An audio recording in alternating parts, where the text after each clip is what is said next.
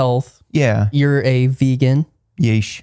You don't tell people that, though. That's a very private thing. So I'm like, That's right. I don't tell anybody. That's kind of a meme, isn't it? Like, vegans like tell make sure everybody knows they're vegan. There's some there's a variant of this joke out there. It's like if you're it's like I'm a vegan, so everybody knows, and I have no friends. Like that's a vegan will look you in the eye and tell you that cauliflower tastes like chicken. And it's I can see why they think that. Why we think that. Yeah. So in 2019, here's the non-boring version. In 2019, I was like, I need to lose weight. So I did keto. Hardcore. I went from 260 down to 230, and I was walking every day, super strict that whole summer. And then the fall started with school back, and I got, normal pressures of work, and the cafeteria opened back up. I just started eating whatever I wanted to. Put all that weight back on plus some. And then I was like, okay, well. And this is, you said 19? 2019, yeah. Are you're in Arkansas at this point? Yeah, we're working at Williams. Okay. My wife and I both. And then 2020 happened. I'm like, okay, I want to restart on New Year's. And then on like the 3rd or 4th of January, the Game Changers documentary was on Netflix. Game Changers. Yep. And we watched it, and I was just blown away at the production quality, all these athletes and professional people who don't eat meat and dairy and are fit as can be. And I was like, if I can just give up meat and dairy and lose weight and be a top tier athlete, I can do that. So meat and dairy didn't hold like a place in your heart. They do hold. They hold a pretty strong place in my heart. Like if we talked about earlier about emotional eating. Like, meat and dairy are kind of like I'm very emotionally attached to. Oh yeah, dude. If you would ask me before I watched the Game Changers, or if you would have said like, hey, you should stop eating meat and dairy, I'd be like, dude, I love meat. I have to have it. You know. But when I watched that documentary, my eyes were open to like, hey, I don't have to do that. And in 3 months, I lost 50 pounds. Ooh, and I wasn't even doing the diet the way they recommended. It took 2 years for me to figure out I'm doing it wrong. So it was last summer that I dialed in my diet and have been in the 150, 160 range. So you went from 255, 260 and you dropped 50 like in 3 months. Doing no exercising. Just diet. Yep. Yeah, that's I know somebody that was kind of their initial like start with was more about portion control. It was more about like, cleaner eating, and that took weight off way quicker than any kind of exercise regimen did. Yep. And I think that's more well known now. Yeah. Used to, it was like, oh, I got to get to the gym. I got to get to, Right.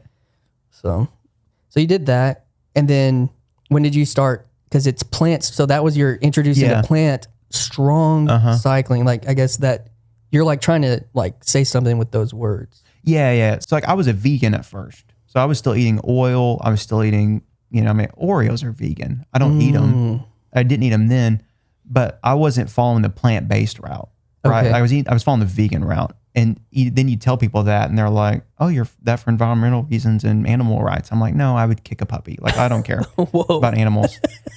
But that's what I was doing. And then I understood, later, the plant strong part is is developed from the doctor Caldwell Esselstyn and his son Rip Esselstyn. They have the Engine 2 diet and the plant strong, stuff.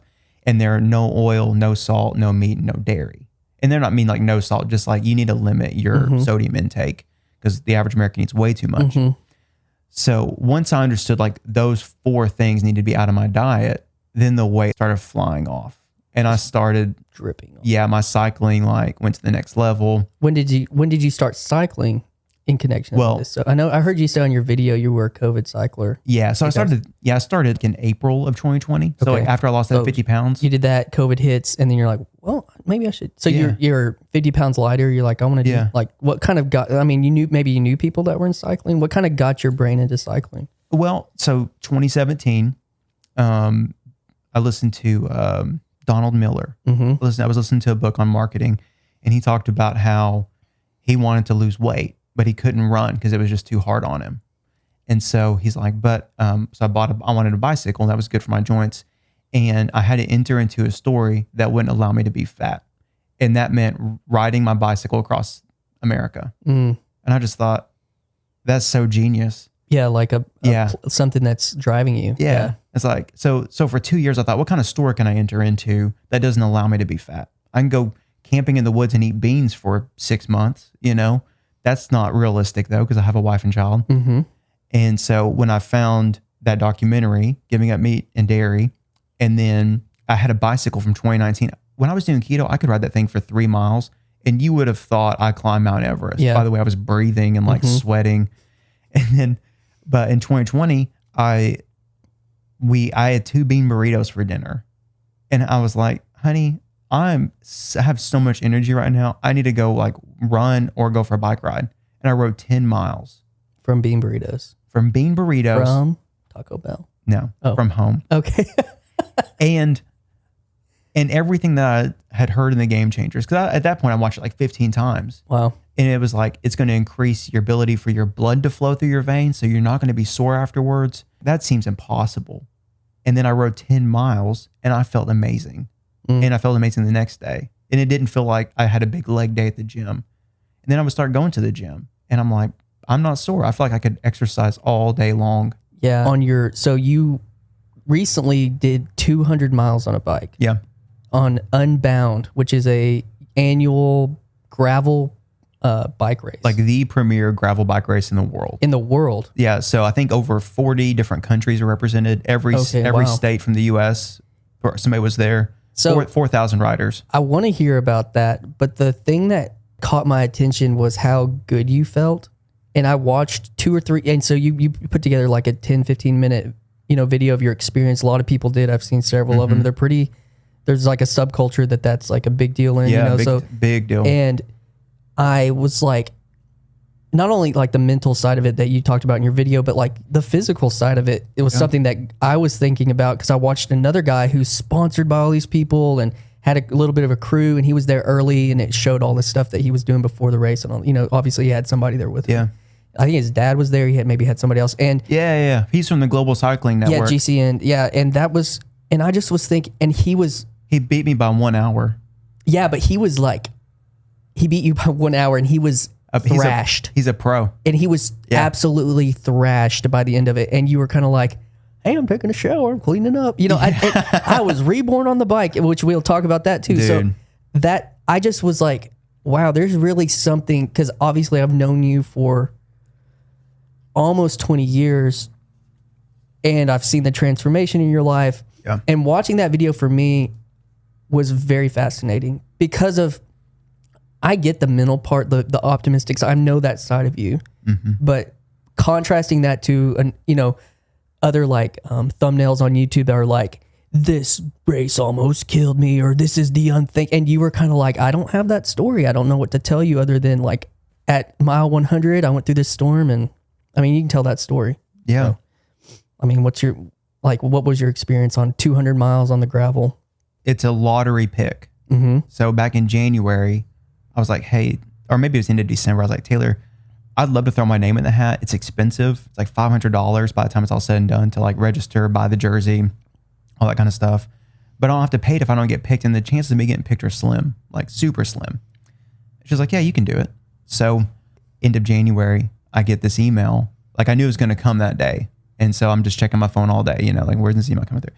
It came through and it was, congratulations, you're in. Wow. And I was like, yes. Oh my gosh. My wife is going to kill me. Like this race is going to kill me. Training's going to kill me. Everything about this is going to kill me. So that was December, is that what you said? And then the race, end of January when January, that happened. And the race found out. Was June. Yeah, race was early June. And there's a guy, David Guth, who's local, and he's completed it 4 times. And he's a monster on the bicycle. And so that I knew it was a tough thing. So like the fact that I got in, it just was this aha moment of like, I'm not ready. Everything about me like feels ready in some ways. But so that night I signed up for a training program where I could do indoor cycling and very specific on like making me faster and better. And the plan they recommended was 1 hour a day or 1.5 hours per day. The math doesn't seem to add up. So, and it's 5 out of 7 days a week. So you have 2 rest days. And I thought this is not going to prepare me. Like I need days of like, you need to spend 10 hours on the bicycle, Mm-hmm. So I went into the race like I only did maybe a couple different like 100-mile rides, nothing even close to 200. And I just got my brand new bike like a 1 month before the race. So I went into the race thinking there's a million things that could go wrong and I might be completely underprepared for this. Yeah.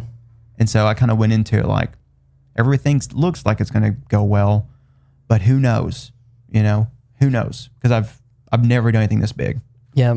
And I think you said you had ridden 90 miles was your longest on gravel ride before a 200 mile. Yeah. Yeah. I did a 100-mile ride on my mountain bike, but it was half road, half gravel. And so that doesn't really count. But yeah, 90 miles on all gravel. And I was not feeling it that day. Yeah. You said I got 2 to 3 hours of sleep. Okay. Well, yeah. Sorry. They had the 90 miles. Like it was a tough 90 miles. And it was on my new bike. So I was like, I don't know, 200.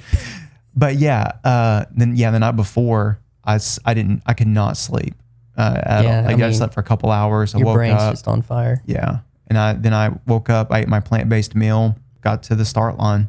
And then you got 100 feet and stopped again. Yeah. We got 10 miles in and it's like, hey, we got to the end of like this like little block and it's like, oh, there's a train coming. Let's stop. And then, man, just talk about like being demotivated. Like what in the world?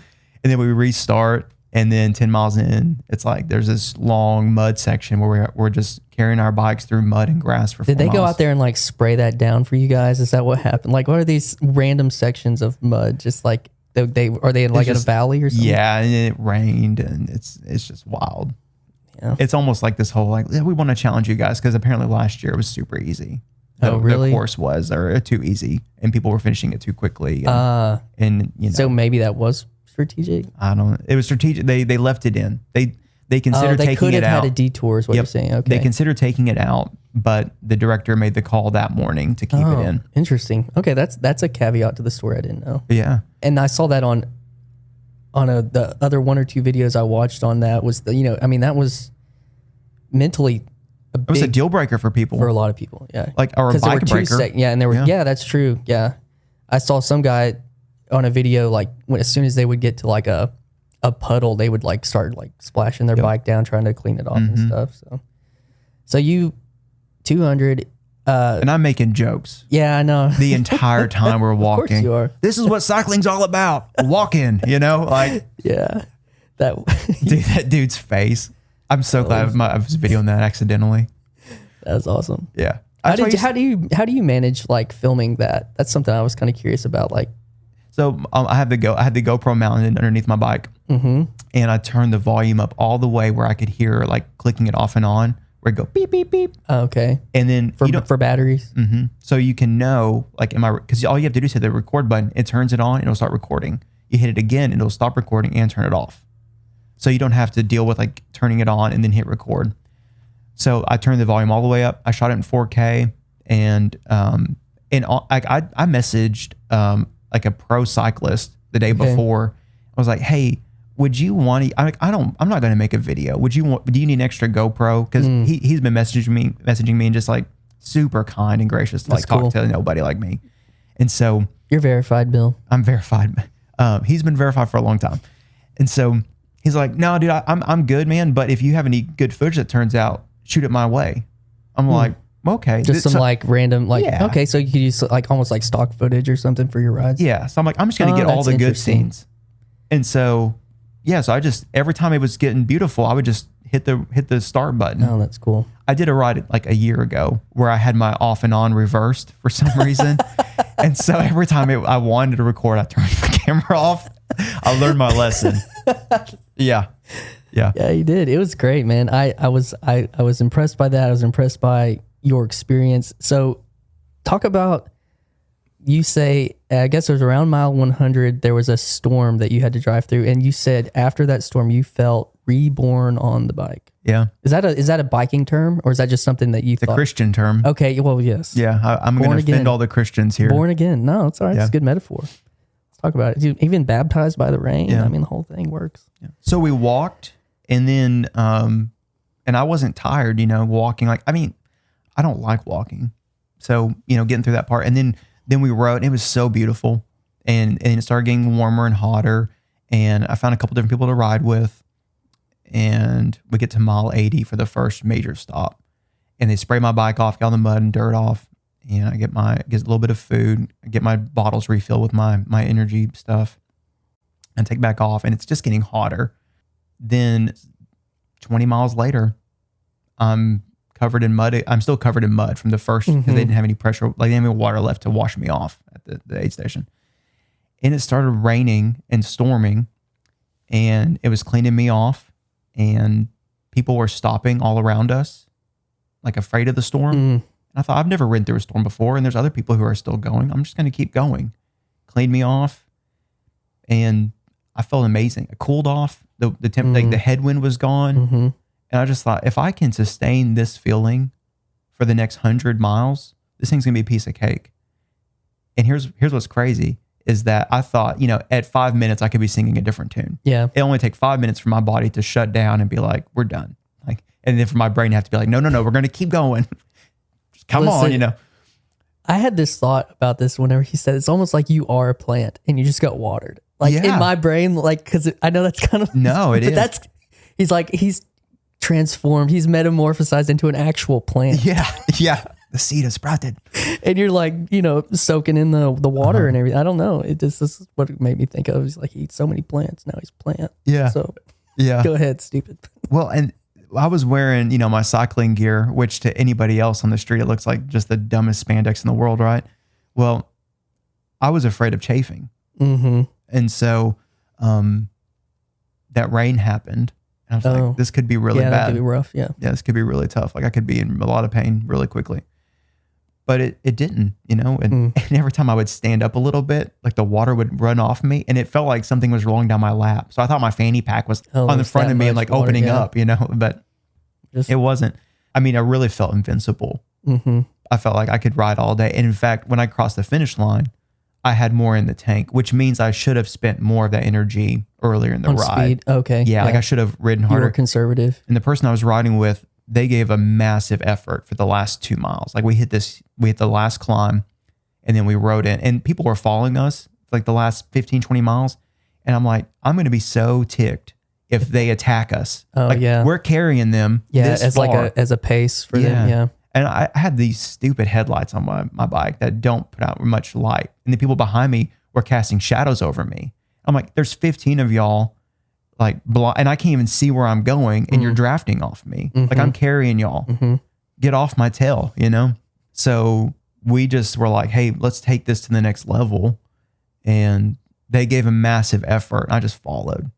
And then we got to the finish line, and I still had, energy in my tank. That's interesting. And then I couldn't sleep after that. Because you were so jazzed, of the whole thing. Yeah. I mean, I got back to my hotel, cleaned out my phone where I could actually, because it was dead, and it was covered in mud. So I had to clean it out and get it charged. And I opened up my phone, and there's so many text messages from people like, just keep pedaling and be like, you got this. Cool, man. And honestly, I didn't need that motivation in the moment, which is, But afterwards, dude, to see that kind of encouragement. Yeah. Yeah, I was texting you that weekend, actually. I was like, hey, because y'all done like a group ride the day before or something. I was like, hey, how'd the race go? Oh, yeah. You're like, that was just like a... Yeah. Yeah. Yeah, we did 2 group rides, and those, it was just so much fun. The whole weekend is killer. Yeah, it seemed like a great community. It looked like y'all went to some conference room and or a conference hall. It's like a big expo, yeah. That was cool. And you get to meet like all your cycling heroes. Yeah. That's the cool thing. What's the guy, vegan? Is he vegan? Yeah, cyclist? vegan cyclist. Yeah. Okay. That was cool, yeah. Yeah. And then he does these rides called the impossible routes. So how did you feel when you finished 200 miles on the gravel? Like, what was that mentally? Like you said, you felt great. You had all this other energy, but like, what was like going through your brain, like emotionally? Yeah. So the person I rode with, they get to the end and all their friends are there. And they were like, Bill, thank you. You did so good. Like it was awesome. Like, thanks for taking care of everything, and I'm like, hey, they took care of me too, you know? And then David Guth was there and his family. And then a guy named Andrew gave me a hug, and I was covered in mud. He was there just to help with support stuff. He's an amazing cyclist. And he just gave me a hug, and and that was like the first bit of like after emotion of like just the like a celebration, just the support. Yeah. But I was physically tired, mentally tired, emotionally tired, the whole thing. Then I couldn't sleep. You know, I'm checking my phone. I'm like, man, I felt so loved, you know, from so many friends. And then I think I woke up at 6 o'clock. I finally was asleep around 3 and woke up at 6. And I was like, I'm awake. I'm going to go clean my buddy's bike, who he got in late. And so I'm going to go clean his bike, go pick up my stuff, and then we're going to go home. Yeah. So then I sleep on the way home a little bit, and then I'm driving, and then he's driving. Like, we're just like rotating who's like napping and driving. I didn't deal with it emotionally until Monday morning. It was a race on Saturday? Race was on Saturday. Okay. Yeah. I'm riding to work in my car, and I'm about to pull up to work, and I just start crying. And I just felt so lonely. Like, nobody understands what I did. Yeah. You know, nobody I work with knows. I mean, they know that I did it. Right. But they don't know. Yeah. You know, they don't know what I went through. They don't, you know, I just felt like nobody knows me now, and they don't care, you know, and that's okay. Yeah. It's not an evil thing. Lonely. Yeah. It's not an evil thing, but you're part of something, you're passionate about something. Yeah. But it's that community is like, separate from your daily rhythm. Yeah. David messaged on Monday morning right before like I left, and he said, when your coworkers ask you what you did this weekend, say I rode my bicycle with 4,000 of my best friends. And it's like, yeah, because everybody who's there understands. Yep. Regardless of what distance they were doing, you know, like they get it. That's a little bit how I felt after my first summer refuge. Really? When I came home. Yeah. Like, I can see that. That first summer, and I went like so hard. Yeah. And you're working like 7 a.m. to midnight. Yeah. And I just was on the whole time. And and I was there, like that experience, like you're talking about, wanting to just soak this up and have fun and let it just be, you know, that's how I felt. But it did feel lonely and like, almost, you know, like a depression or just no one really, like there are people, but they're not here that like know, and you know, because you've done that too. But yeah, there probably is just this massive energy with everybody that's like there for that, you know, one goal of finishing this just insane goal. And we talked a little bit about that a few days ago or something, what it costs to get to that point. Because, you know, whether that's a national championship or a 200-mile race, it's going to cost something too. Like, so there's all sorts of feelings. Yeah. The Tuesday after the race, I'm driving to Branson. My daughter's in the back seat with her headphones on, watching her little YouTube video, whatever.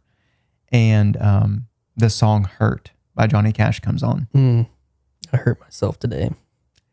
And that's when I cried the second time after thinking about Unbound. Like the whole, like, what have I become? And that's when the feeling of guilt, what did I put my family through to train for this thing? Only to get there and have over-prepared. And I cut, right? I cut that out of the video. I talked about, like, you know, I don't think I mentioned it. I mean, I recorded it, but I think I took it out. Yeah. Like, you know, I figured out that over-prepared for this thing. It was by far the most fun I've ever had on a bicycle. Maybe some of the most fun, obviously, you've ever had. Yeah. Yeah.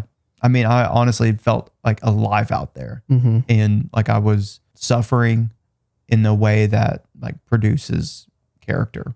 Honestly, the endurance side of things, like, you know, most people, another biblical metaphor there. Yeah. I mean, you know, not half the field, but a good majority, like 30-40% of people quit the race, or because they had to, you know? Yeah. Do they get placed? How does that? They don't get, so you said you were 441 out of 445 or 6. Okay. Out of 12. There were 1150. I think that made it to the first timing thing. Okay. That doesn't mean how many started though. So and how many finished? Made 20 miles. 750. Okay. So you were almost in the top half of those who did complete. Of the people that completed, but you were completed before the cutoff time of the 30. You were in the top third of people that made it to the first timing, but so how many total people were there initially? More than 1,150. It might have been 1,200. It might have been 1,400. In that case, you were in the top 25% of people that even came. Well, maybe top third. Look, okay, so but I was in the top 50%. Pretty awesome. And I beat one pro. Yeah. Yeah. There was 30 or 40 who didn't finish on the pro side, but there was one pro who finished behind you. Yeah, behind me. Wow. That feels pretty special in hindsight. Yeah, dude. Seriously. I mean, what else is there? I mean, it's the premier gravel. I mean, you know, in that niche, I mean, to be, you know, what does that mean? Do I need is that where I need to head? Or is that like, how do you, if there was a way to, I would. Do you need sponsors, or you need so you can move to part-time on your job and part-time cycling and that kind of thing? Well, the vegan cyclist, he has an athlete contract because he's good at the bicycle, but he's awesome with content generation. Oh, right. And so he's got, you know, and a guy won Unbound 3 or 4 years ago, and he was a Red Bull sponsor, or sponsored by Red Bull, and he was offered a pro athlete contract, and he turned it down, and everybody gave him a lot of crap for it. But it's because he's like, well, I could do that for $20,000, or Red Bull can pay me $300,000 a year, you know, plus all these other sponsors. Because that's just one thing he does. Yeah. And so it's like, you want to give up all that stuff to do this? No, like, you know, I'll stick with Red Bull, and I'll just be a good cyclist. Yeah. So I would take either approach. Yeah. Oh, you would do either? I would do either. You yeah. would do either? Yeah. Yeah. It's really fun to ride the bicycle. I have noticed, like, I mean, you're able to, and this is the thing, when you have an event, you can capitalize on if you're going into it, I want to generate some content. Even with like the speakeasy thing, which we had like one shot, and I think I overshared, like initially, this is something I want to get better at, or the rhythm of posting, I guess, is kind of a thing that I've been thinking about. But you posted something today, you know, you posted the gravel ride you did today, but like, you know, that gives you a lot to work with. Yeah. So, but it takes a lot of, it's an additional like skill on top of like when you're riding a bicycle. I'm not the best bike handler at all. I pull my phone out and I'm at risk for wrecking. Yeah. You know? That's what I've thought about that when I was thinking, you know, you get these shots and stuff. Yeah. And I'm proud of you, dude. Thanks, man. And yeah, I don't ride bikes, but I was inspired, and I think it helped me understand by watching your video, which I encourage other people to go watch Plant Strong's video, Plant Strong Cycling on YouTube and Instagram to see that, because it is incredible.